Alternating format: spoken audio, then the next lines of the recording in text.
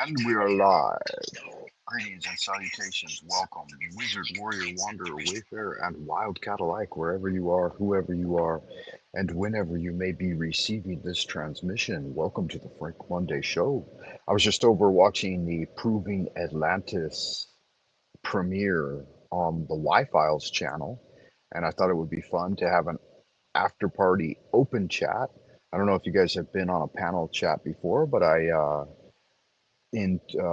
garnered the interest of a couple of folks, and Amelia Anderson, welcome and salutations. Greetings, Lee Prescott, good to see you.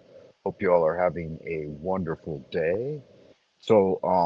Yeah, I don't know, are you guys familiar with panel chats at all? And are you familiar with, yeah, I don't know if you've ever done that. Have you used StreamYard?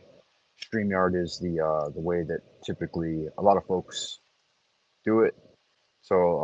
If you're interested in chatting online, that's the idea. I drop the link to the StreamYard, and then we're able to talk back and forth with some banter, and that's always good fun. Right now, I'm engaged in something called the 100-Day Challenge Way of the Psionic Agent, which is a program I have here on my channel, the Frank Monday channel. And I support and make videos for two 100-day challenges per year, one beginning at the spring equinox and one starting at the autumn equinox. So, yeah, that's always good fun. Um, Another thing, I always remind everyone to hit the likes for the algorithm. That helps out the channel. Um, yeah, with no further ado, are either of you interested in chatting live so we can make this a genuine panel chat?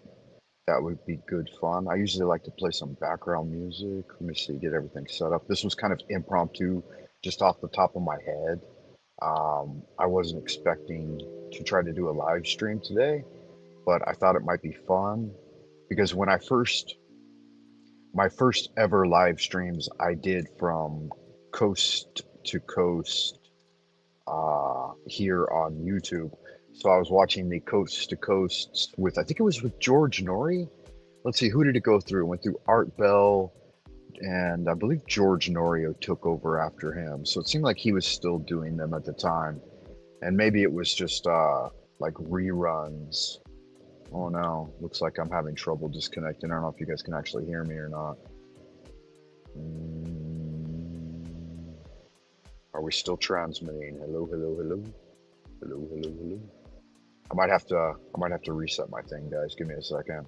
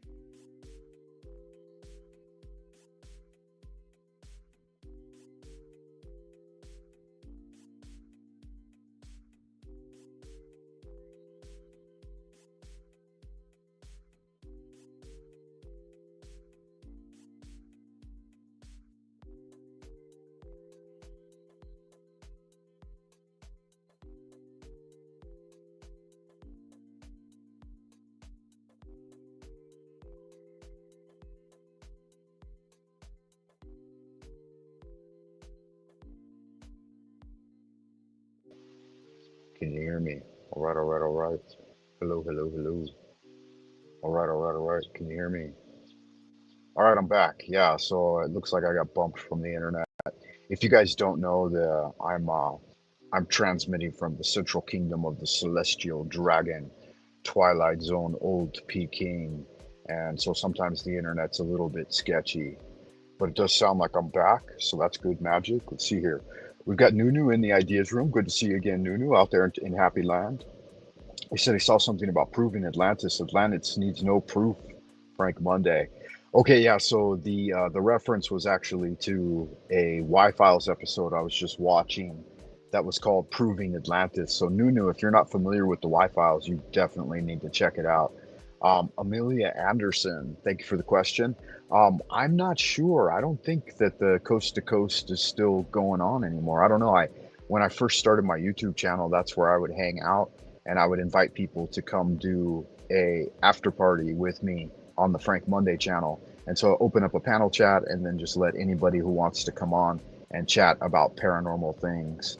What I like to call it is open lines for paranormal encounters. So if you've got a paranormal encounter or you just want to talk about spirituality and things of interest to that type of community, right? The esoteric, magic, religion, history, conspiracy theory, paranormal, supernatural, anything you want, everything's on the table.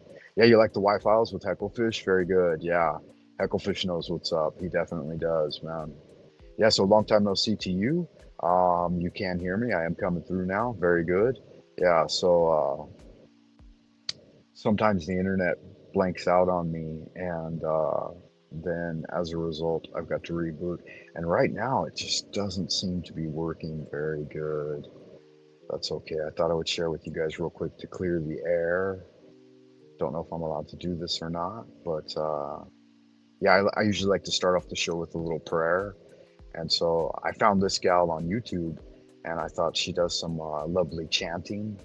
And I thought I would clear the environment, the subtle environment, real quick with a little.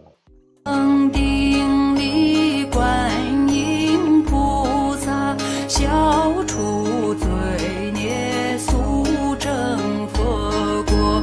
唵嘛呢叭咪吽，唵嘛呢叭咪吽，唵嘛呢叭咪吽，唵嘛呢叭咪吽。 Yeah, I thought I would clear the air with a little chant there, get us started in the right way. Amelia Anderson, she says that we have a geomagnetic storm coming on tonight, KP Index 5. Wow, that sounds gnarly. Very good. I can appreciate that. Geomagnetic storms, those usually cause trouble for people, right? We have really pretty weather here in Beijing today, guys. The sun is shining, the wind is blowing, and it looks like it's going to be a very pretty day. It's only it's noon here in the Central Kingdom, so I'll type that in here. It's noon in Beijing right now. So good magic with that. So does anybody want to chat about the Y-Files online? I know I invited a few of you over here. We've got Amelia Anderson in the Ideas Room. Lee Prescott, good to see you. He's saying that we got a pole shift coming up around 2040. I heard someone say that they're predicting a pole shift. Very interesting. So that might mean a lot of shakeup for a lot of people in a lot of places, right? That would be very interesting. I'm not familiar with a Carrington event, so I don't know much about that. And honestly, the reason I come to the internet is to learn, because there's a lot of things I don't know much about. And yeah, so that's why I'm here.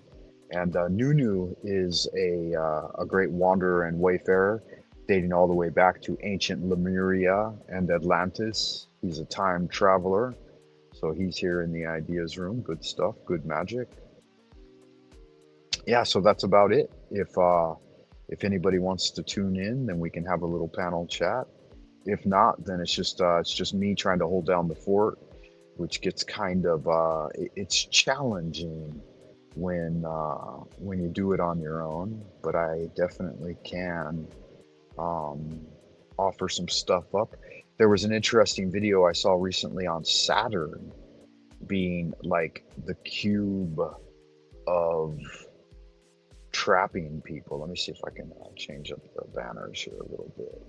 Yeah, so what do you guys think about Saturn as the soul trap? Have you heard about that before?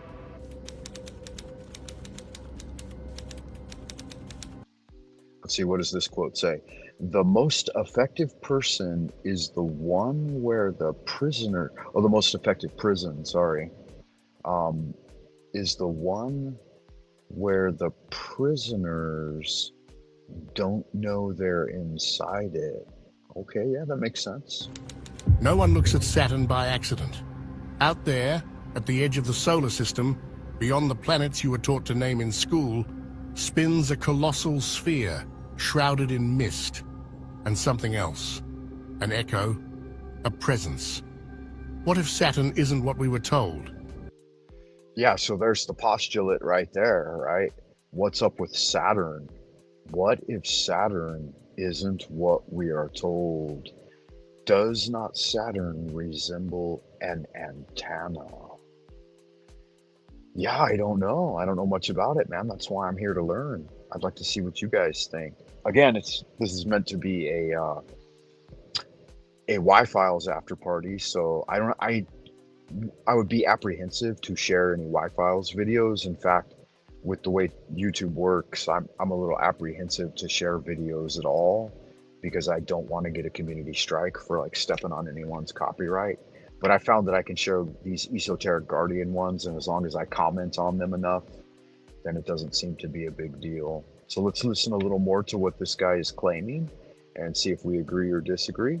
And again, if any of you guys would like to join and chime in and give me your 2 cents on the ideas being presented, there's the link. You just hit the StreamYard link, and then that will bring you backstage, and then I can bring you onto the show here on YouTube, and we can discuss it in real time. So welcome, one and all, wanderer, wayfarer, wizard, wildcat, and warrior alike, wherever you are, whoever you are, and whenever you are receiving this transmission. Welcome to the Frank Monday Show. Please hit the likes and subscribe, all that fun stuff that makes YouTube what it is. And let's dig into this a little bit. What if it's not a planet, but a prison?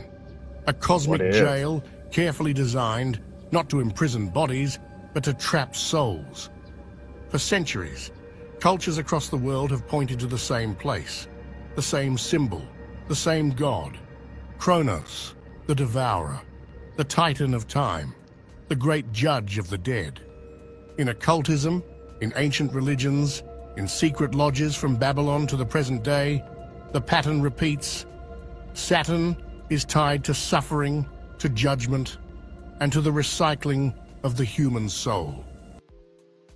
Okay, so Amelia Anderson says I heard recently that Saturn would be like a star, like our sun, but it doesn't have enough energy for its core to start burning. Fascinating. Yeah, I don't know about that. I've heard that it used to be the center of our system, and that it was the prime, I guess, sun in some way. I don't know that much about cosmology. Like, I think everyone has a little bit of a differing cosmology, and whether or not, you base your worldview on scientific materialism or legendary tales from ancient times. I guess there's going to be a little bit of a different interpretation of what you got going on there. She goes on to say, I don't know if it's a real soul trap, but I do resonate with the idea that reincarnation is a trap. Okay, interesting. This isn't a modern theory. It's a secret that's been here all along, hidden in hermetic texts, in alchemical symbols, in religious architecture, in myths that survived the Inquisition of thought. And they all point to one thing: reincarnation is not a blessing. It's a sentence, a cycle with no end, a wheel that spins and spins, just like Saturn's rings. Today, you'll learn why the ancients feared Saturn, why it was cast down from the throne of the heavens, and how its influence right now might still be affecting your thoughts, your life, your soul. Saturn wasn't always seen as just a planet. Long before telescopes or space missions, ancient civilizations already feared it, revered it, and wove its presence into the darkest corners of their mythology. It wasn't a distant rock in the sky, it was a god, and not a kind one. To the Greeks, he was Kronos, the most feared of the Titans, a being who rose to power by overthrowing his own father, and then, consumed by fear, began swallowing each of his children the moment they were born. Not out of hatred, but because he knew the truth. Time devours everything, even itself. This ancient myth isn't simply a story, it's a coded truth. Kronos, or Saturn, represents something much more disturbing than a mythological king. He symbolizes... Okay, sorry guys, I paused it there for a second to address the chat, see what's going on out there in Happy Land, what you guys are up to. Nunu says that AM seems to discuss much amongst the remote viewers. Okay, I'm not familiar with AM, but maybe that's a typo of some kind. And then Amelia says she's too shy to come online and chat. Okay, I got you. Yeah, it was a shot in the dark to see if I could pull some people over from the Y-Files 24/7. I didn't realize they had a 24/7 stream, and it looks like there are, let me see here. It looks like there are 10,000 folks over there still chatting. So I didn't know that was running 24/7 like that, and that they had. I knew there was a Y-Files after party. I know that he does that sometimes, and then he'll, like AJ himself, will actually be there. But that's I figured out pretty quick wasn't what that was, and I followed over from the premiere. So again, he had the Proving Atlantis episode that just premiered today, and Friday night, I guess, for you guys, Saturday morning for me, on the Y-Files. And then there was a link to follow it over to, what did they call it? Backstage. Yeah, so I think it's called the Y-Files 24-hour watch along backstage. Is that what it's called? The Y-Files 24-hour watch along and chat. Hang out and watch the Y-Files episode in random order.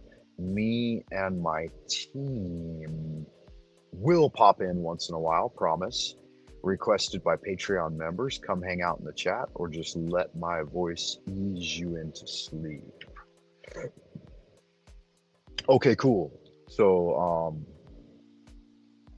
Amelia does say that she hangs out in the 24/7 backstage chat. So good magic on that.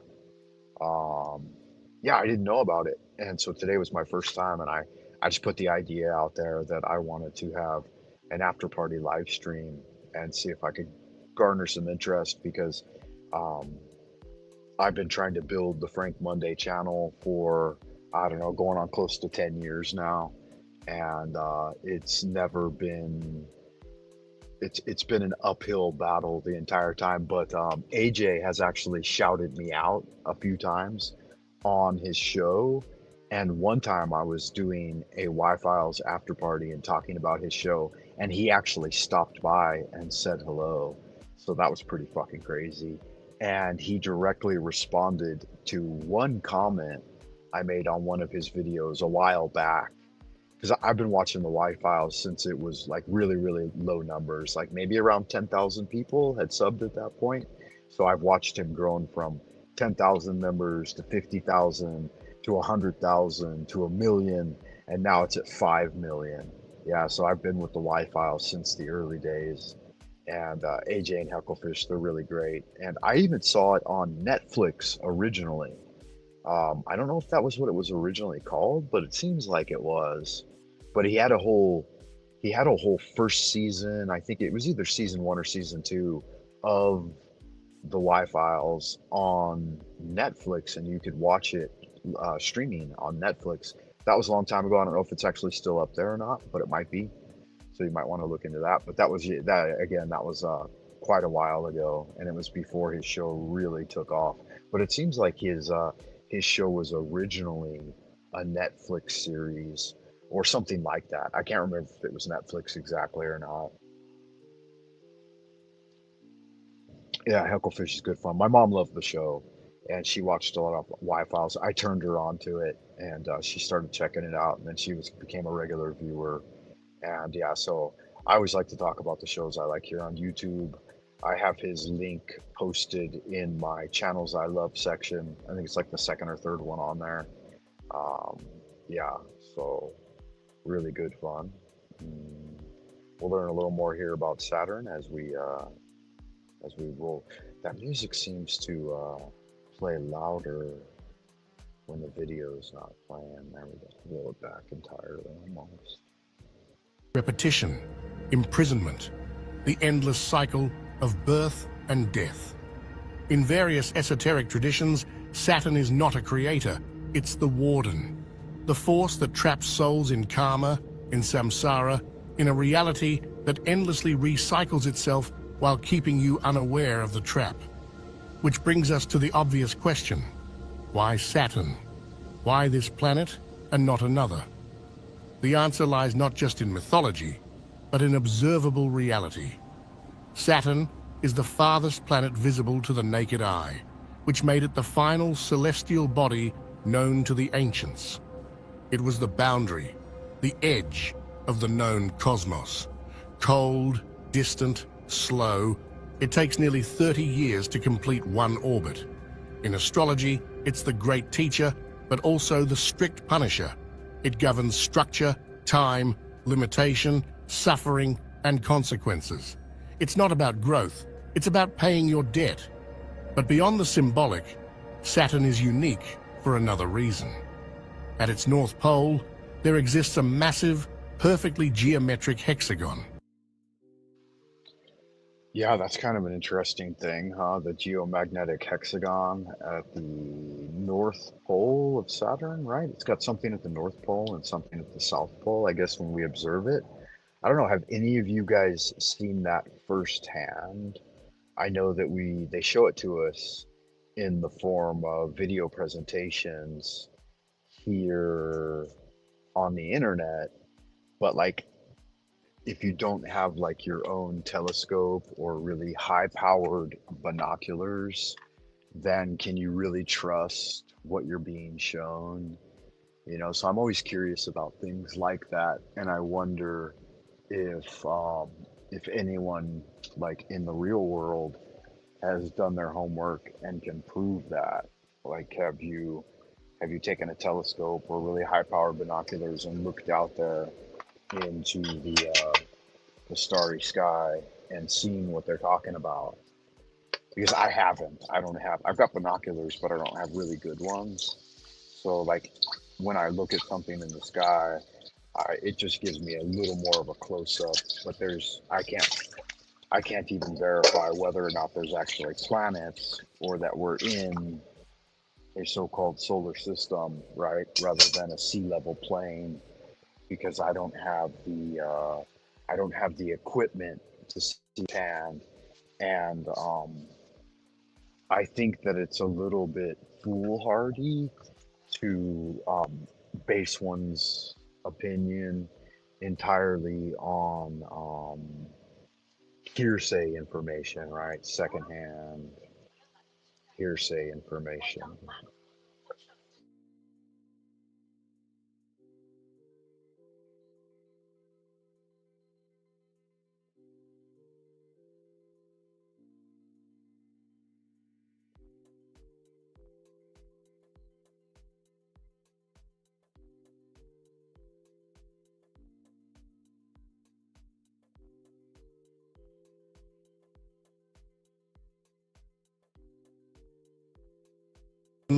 In secret lodges from Babylon to the present day, the pattern repeats.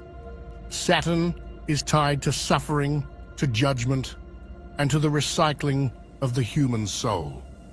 This isn't a modern theory.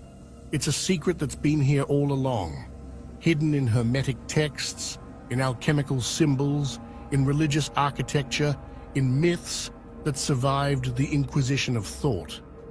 And they all point to one thing. Reincarnation is not a blessing. It's a sentence, a cycle with no end, a wheel that spins and spins, just like Saturn's rings. Today, you'll learn why the ancients feared Saturn, why it was cast down from the throne of the heavens, and how its influence right now might still be affecting your thoughts, your life, your soul. Saturn wasn't always seen as just a planet. Yeah, that's funny you should say that. New. I I had an all-encompassing mind wipe as well. So yeah, good magic there, huh? Long before telescopes or space missions, ancient civilizations already feared it, revered it, and wove its presence into the darkest corners of their mythology. It wasn't a distant rock in the sky, it was a god, and not a kind one. To the Greeks, he was Kronos, the most feared of the Titans, a being who rose to power by overthrowing his own father, and then, consumed by fear, began swallowing each of his children the moment they were born. Not out of hatred, but because he knew the truth. Time devours everything, even itself. This ancient myth isn't simply a story, it's a coded truth. Kronos, or Saturn, represents something much more disturbing than a mythological king. He symbolizes repetition, imprisonment, the endless cycle of birth and death. In various esoteric traditions, Saturn is not a creator, it's the warden, the force that traps souls in karma, in samsara, in a reality that endlessly recycles itself while keeping you unaware of the trap. Which brings us to the obvious question: why Saturn? Why this planet and not another? The answer lies not just in mythology, but in observable reality. Saturn is the farthest planet visible to the naked eye, which made it the final celestial body known to the ancients. It was the boundary, the edge of the known cosmos. Cold, distant, slow, it takes nearly 30 years to complete one orbit. In astrology, it's the great teacher, but also the strict punisher. It governs structure, time, limitation, suffering, and consequences. It's not about growth, it's about paying your debt. But beyond the symbolic, Saturn is unique for another reason. At its North Pole, there exists a massive, perfectly geometric hexagon, a storm system unlike anything else found in the solar system. It remains stable, unchanging for decades, a six-sided vortex that corresponds eerily with sacred geometry and the shadow form of a cube. A cube that we'll see repeated over and over again in religious rituals, sacred architecture, even in the robes of judges and clerics. Saturn also emits sound, not metaphorically, literally. NASA has recorded strange radio waves emanating from the planet, and when translated into audible frequencies, they don't sound like natural space noise. They sound like a transmission, rhythmic, mechanical, almost intentional. Yeah, I'm curious. Have you guys heard anything about the reports from NASA on the so-called transmissions coming from Saturn? That would be another interesting aspect to research and investigate, because I do think that I've heard quite a bit of information about the stars and planets transmitting frequencies at the Earth so that affect human people's fortune, right? This is where we get the idea of astrology and the zodiac, that these things actually are emitting frequencies that have an effect on human beings. So I'd be curious what more you might add to the conversation about that. In alchemy, Saturn is lead, the heaviest of the base metals. It represents the first stage of spiritual transformation, the nigredo, or blackening, the death of the old self before rebirth is possible. In Kabbalah, Saturn is linked to Bina, the realm of understanding, but also structure and restriction, the cosmic womb that both creates and contains. In Gnostic texts, Saturn echoes in the figure of the demiurge, a false creator who builds a flawed material world and traps the soul inside it. A prison disguised as reality. A system ruled not by freedom, but by repetition, decay, and forgetfulness. So why Saturn? Because nothing else fits the role so perfectly. Every aspect of it, its mythological history, astrological weight, physical structure, and symbolic presence, points to the same conclusion. Saturn doesn't merely represent the trap, it may be the trap, a wheel that spins without end, a cycle we're born into, die in, and return to, without ever remembering how we got here. If Saturn represents structure. Let's see, I missed what they just posted there a second ago, so how do I do this? I'm gonna reverse it just a bit. I wanted to see that title of the next section here. To die in and return to, without ever remembering how we got here. Saturn and religion and the occult.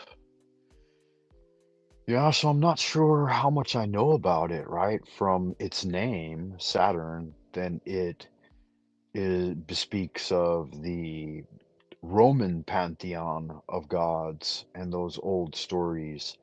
And so Saturn would be, and then I guess Kronos is its other name, but that's Greek, right? So Kronos is Greek and Saturn is Roman. Is that correct? Or Latin? So in religion of God, yeah, they had I remember the old stories about Christmas being rooted in Saturnalia. And so maybe they'll talk more about that. That would be interesting. Nunu says, above ground tree that is. And yeah, not to worry, man. Amelia Anderson says, the sounds coming from Saturn are radiation coming from the auras. Interesting. And every branch a reflection of the root. Yeah, all good magic, man. Definitely interested in learning more about all of this. Let's see what else they have to offer. If Saturn represents structure, law, and judgment, it's no surprise that his shadow stretches across the most sacred traditions of human history. The figure we've been following, this devouring god, this cosmic warden, didn't vanish as civilizations evolved. He adapted. And over time. Yeah, it's interesting you should mention that, Amelia. I think that the heavens can communicate with us in different ways, and you'll get into different levels of paranormal perception, what are called like apotheum, like time dilation. And I've been out under the starry sky and looked up into the vault of heaven and perceived it being very much different from what we're told in mainstream science. I've perceived the stars being like very close, in fact, and just above the plane of Earth. And then I've seen things moving between them. And obviously, this is just levels of perception of the eye, taking in varying degrees of light and stuff. But I've also heard certain sounds and things come out of the heavens, obviously thunderclaps and things like that. But also, had the opportunity to hear some of those screaming horns that people hear from time to time. And I was in California at the time, and it was around the time of an earthquake. And so I think that some of the phenomena is maybe at least perception-wise, is different than just scientific materialism would present to us. His influence became more subtle, more symbolic, but no less powerful. In Babylon, Saturn was worshipped in the form of Ninurta, a god of war, harvest, and discipline. Not a benevolent deity, but a strict enforcer of order. In ancient Egypt, his essence appeared in Osiris, not only as lord of the underworld, but as the final judge of the soul. And in Rome, Saturnus presided over a strange and unsettling celebration known as Saturnalia, a temporary suspension of the social order, where roles were reversed, slaves were treated as kings, and chaos reigned.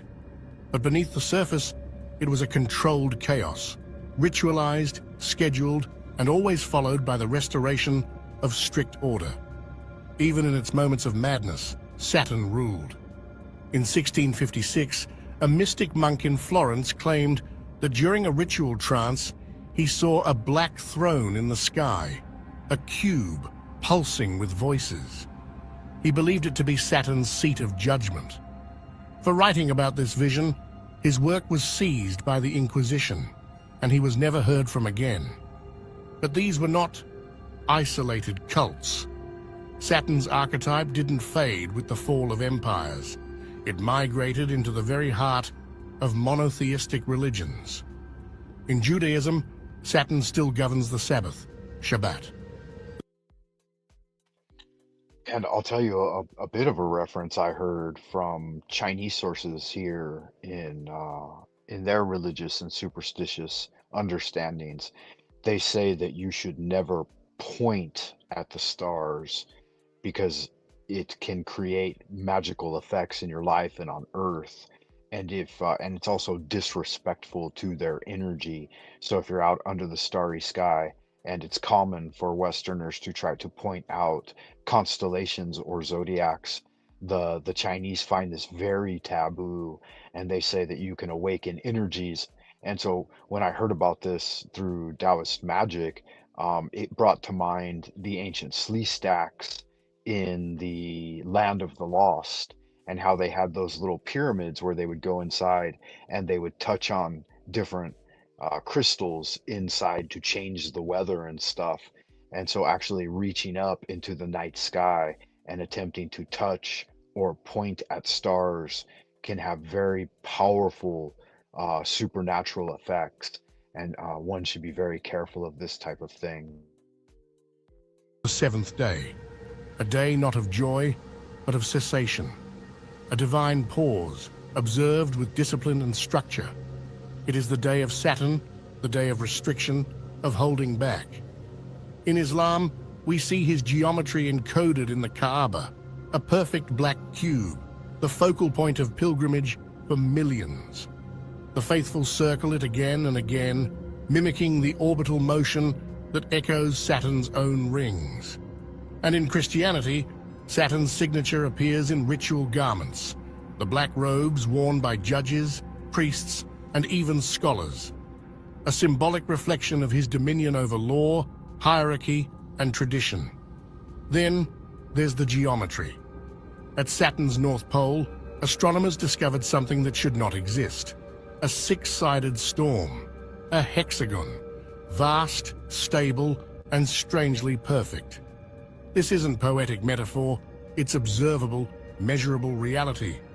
That same hexagon, when flattened and mirrored, becomes the six-pointed star, the hexagram, the Star of David, the Seal of Solomon, a powerful and ancient symbol used in esoteric traditions to bind, to contain, to seal. Occultists refer to it as the Black Star, and when rendered in 3 dimensions, the hexagon transforms into a cube, the same shape as the Kaaba, the Philosopher's Stone, the alchemical prison of matter. In symbolic systems, the cube is not just a container, it's a cage, an object that reflects stability, but also limitation, the perfection of form, and the loss of movement. Saturn, in this context, becomes more than a planet or a mythological figure. He becomes the silent architect of the physical world's laws. Yeah, all right, all right, all right. Good magic. So thank you for stopping by, Amelia Anderson. And actually, like, I just wanted to do this as a test run and see if anybody was interested in hanging out and doing some online panel chatting. But I actually don't have enough time either. And I thought I would tune in and see if anybody was out there in Happy Land and they wanted to stop by and join the channel. But yeah, just carrying the show and watching a video is not really, it kind of, it starts to burn up my StreamYard time because I only have 20 hours a month on StreamYard. And so there's everyone's getting busy around here and I got things to do as well. So I'm going to go ahead and cut this one short and say thank you to everyone for stopping by. And I'm going to wish you good magic on my way out the door. Check me out at buymeacoffee.com/Frank Monday if you get a chance. And please do hit the like button for people who are watching this video in the future, present, or past. You might like to join me on the 100-Day Challenge, Way of the Psionic Agent. Again, I have the full syllabus for the course over at Buy Me a Coffee, which makes it a fun way to participate. So yes, indeed, good to see you again, Nunu. I hope you're doing well. And if you guys have more comments on the topic of the day, definitely leave it in the chat. And while you guys are at it, absolutely, if you have not already, you have to sub the Y files here on YouTube, man. It's really good magic. Yeah, Nunu, everything's really good here in Beijing, man. We're doing well. We got lovely weather. I was out at the grocery store last night, and you know, you see things online all the time about like the Chinese economy being in the slumps or whatever because of the tariffs, and that's not what we experience in the day to day. Like last night, there were so many people at the grocery store. It was the most people I've ever seen at the grocery store at any one given time. So, so obviously the economy's still booming, and lots of family folks were out. People were out. And it looked like everybody was having two or three kids now, and so I saw tons of families, you know, middle class, middle-aged family like myself, and they're out. They've got their kids, and it looks like most young couples these days are having two or even three kids. And so, at the ground level here in Beijing, at least, the Chinese economy is doing really good, and people are, you know, they're working, they're enjoying life, and everything's going on, you know, just business as usual. You always hear stuff in the news media like it's the end of the world or whatever, and it's always the end of the world for them because it sells more newspapers. So yeah, y'all good looking sex people keep doing good magic, and I will see you in the abodes of the future. Thanks for stopping by and saying hi, and I appreciate it if you sub the channel and hit the thumbs up. Until next time, keep doing good magic ad astra per aspera as we wander into the abodes of the future. Bye for now, everyone.